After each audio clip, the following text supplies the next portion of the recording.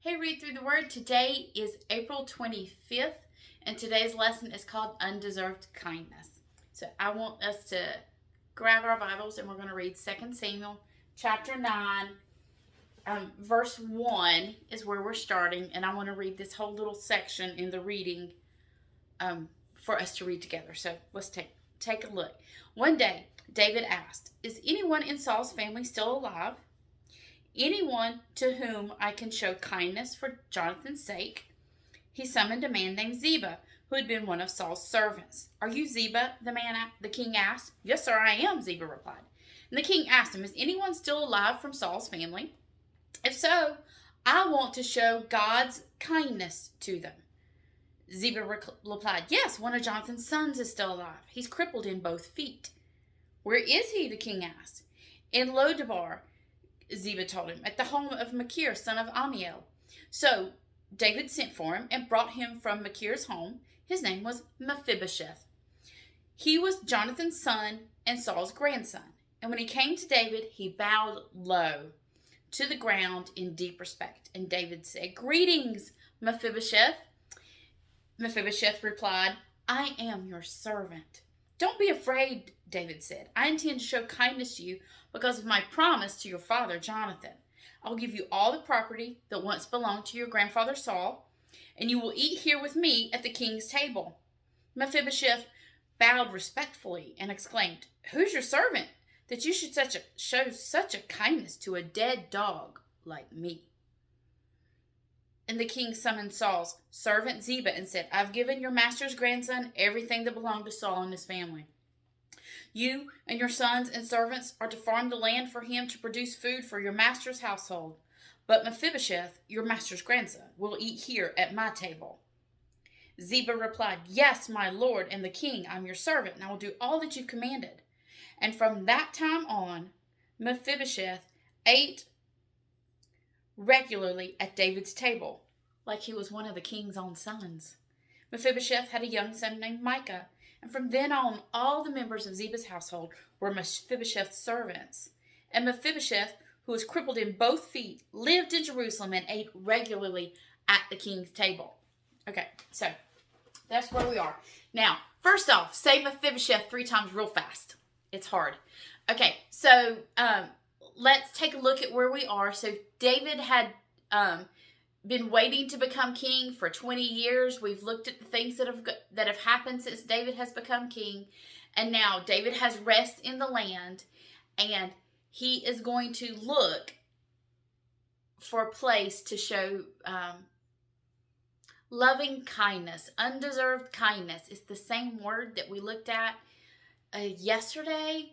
The chesed and that loving kindness. And that's what David said. David said, "I need someone to show God's loving kindness to. Find me someone." So let's take a look at that and what's going on. And so David's got the kingdom in order. And he's looking, he's like, I made a promise. I made a promise that I would never harm Saul's family. And I need to go a step further. I need to show kindness. So here's the thing.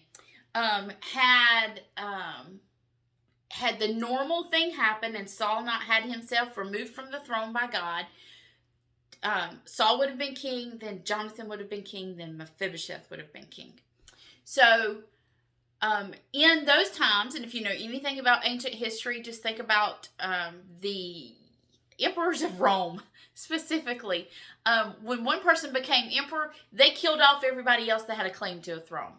And actually, in this time, custom was that the king would have killed off anyone who had a claim to the throne. So number one, this is different. David had not done that.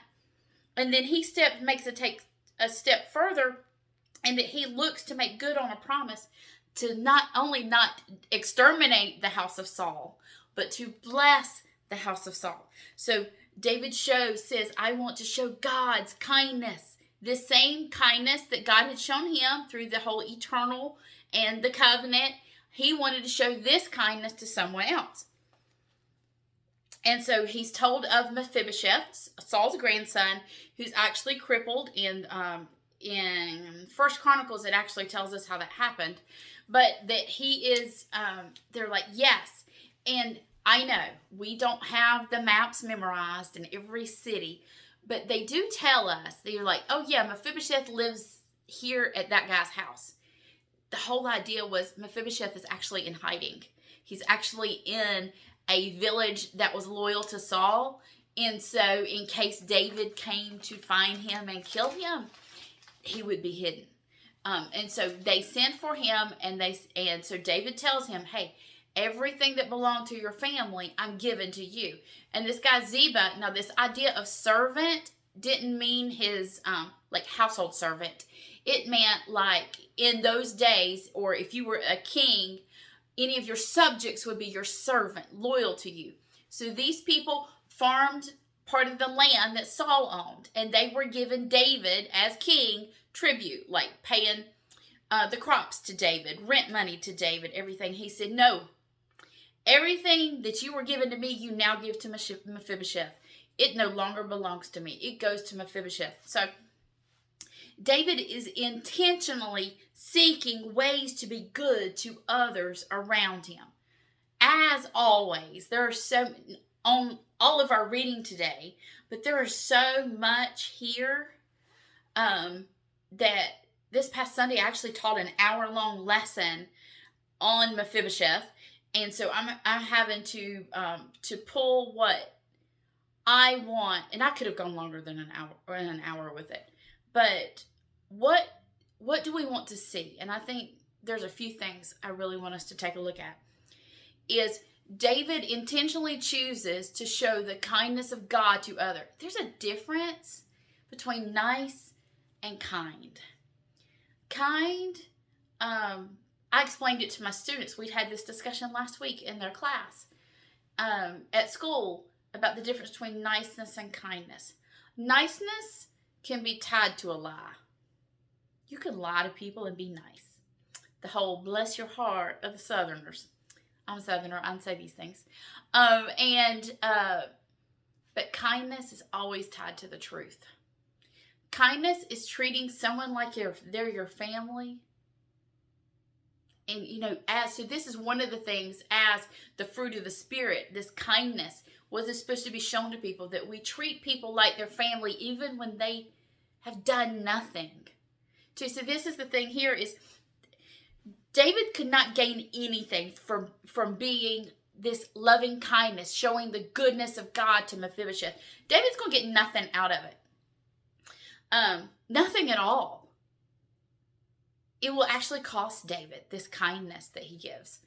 By the idea of everything that was being given to him is now goes to Mephibosheth. And it's this idea of showing kindness from a pure heart. I explained to my students. So my students and I were having the discussion of the virtue of kindness and and I said, listen, and what's the difference between nice and kind? Why do we find it so easy to be nice and hard to be kind? And it came down and I said, their world is full of celebrities that do nice things for people. Because their name can be made great. You will think wonderful of them. Therefore, you will go spend money on their movies, their music, their clothes, their whatever. And it will elevate them in your eyes. But kindness is something totally different. And as Christians, we're supposed to show that kindness to people. And intentionally look for others we can show that kindness. This is not even what the lesson's about. That's just an extra. So that's one thing you see from this. So then what happens is then not only is Mephibosheth given that, and then David says, hey, Mephibosheth, you're going to come here. And you have a place at my table, at the king's table. And not only that, I'm going to treat you like you're my own son. Mephibosheth, who am I to deserve such? A dead dog such as I. So not only did he see himself, so during those times, because he's crippled in both legs, he would have been seen as something's wrong with him. Think about the conversations with Jesus and people he healed as far as what in the disciples, well, whose sin caused this? So in those days, people would have said, okay, what did Mephibosheth do to make himself be lame? So people would have thought they deserved it, whatever happened to them. So he would have seen himself as a dog eating from scraps from anyone's table anyway, which ties to a parable of Jesus, or actually a conversation of Jesus with a Gentile woman in the Gospels. But he saw himself as a dead dog. He's like, what have I done? I don't deserve this. I've done nothing. I can do nothing for you. I can't even go work in your fields. What can I do? And so what happens is Mephibosheth is given a place of privilege that he did not deserve and that he did not earn. He did nothing. He did nothing. David said, bring him here, put him at my table. We're going to treat him like he's my son. How? What in the world? It makes absolutely no sense until you look at it through the lens of the gospel. And it makes perfect sense. By grace alone, through faith alone, in Christ alone, we've been adopted into God's family. We've been given a seat at the King's table by nothing we've done. We don't deserve it at all. We don't deserve it at all. And we've been given a place at the King's table, and it goes further than that. Not only are we given a place at the King's table, we have full rights and privileges as his children. We are children of God and co-heirs with Christ. Yes, that's what this story is all about. It's showing us a picture of the gospel placed right before us. There is absolutely nothing Mephibosheth does to deserve what happens. Nothing. He does not deserve the seat at the table. He does not deserve being treated as a son of the king. But he is. He didn't earn it. He didn't do enough good things. He didn't work for the king. He didn't do anything. So just like Mephibosheth, we've done nothing to earn this blessing. This right we have now to be called children of God, to sit at the table of the king as his child. We've done nothing. God did everything for us. Ephesians tells us that we were dead in our sin and actually enemies of God. And by the grace of God, he reached down and lifted us up, brought us back to life, and seated us at the table. We have no right. There's nothing we can do. It is the undeserved kindness, the grace of God that does this for us. So many times we can think about salvation like this, like that we're out in the middle of an ocean drowning and God throws us a lifeline and reels us in. The picture of the gospel is even more beautiful than that. The picture of the gospel is that we're the dead man in the bottom of the ocean. Ephesians says you were once dead in your trespasses. We were dead. And God reached down and pulled us up and made us alive. And he sat us at the table, full rights and privileges as his children. That is the beauty of the gospel. It's the beauty of this undeserved kindness with Mephibosheth. And he wants us to come to the table. That's what he wants. No matter what, none of us deserve it. None of us can earn it. But we have a seat at the table. And he's offering it to us. Have we taken it? I hope you have. See you next time on Read Through the Word.